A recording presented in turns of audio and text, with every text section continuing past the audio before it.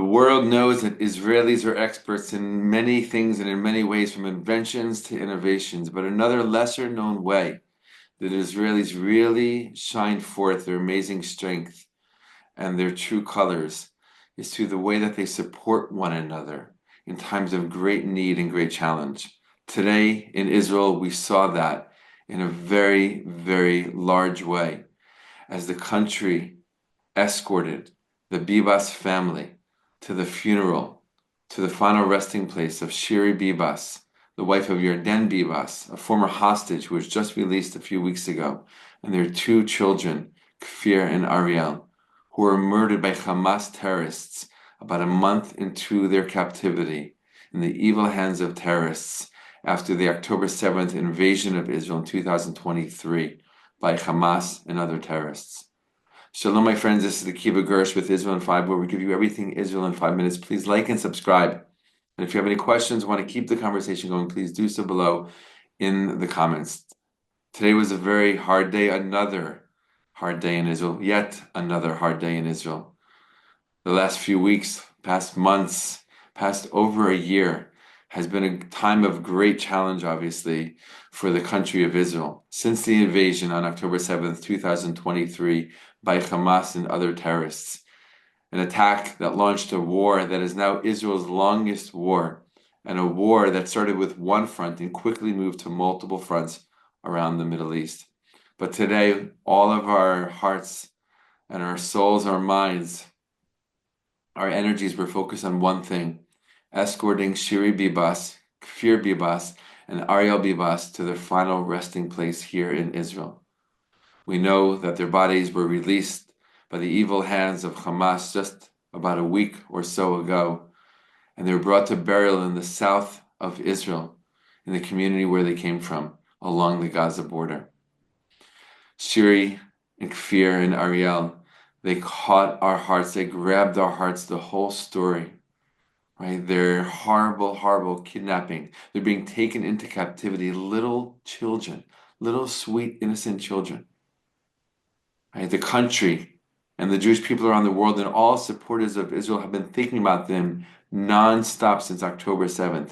And we just found out about a week ago, so recently, that they were murdered in cold blood by the hands, literally, of Hamas terrorists in captivity, just about a month after the beginning of this war, after about a month after they were taken hostages by Hamas. It was a very powerful day, and obviously a very sad day.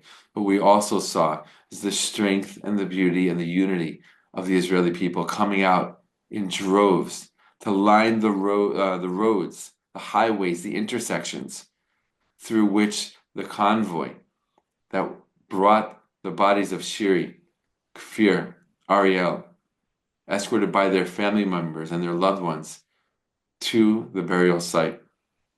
Over 100,000 people came out in the early hours of the morning today to line these streets, roads, and to fill up these intersections so that the Bibas family knows we're here.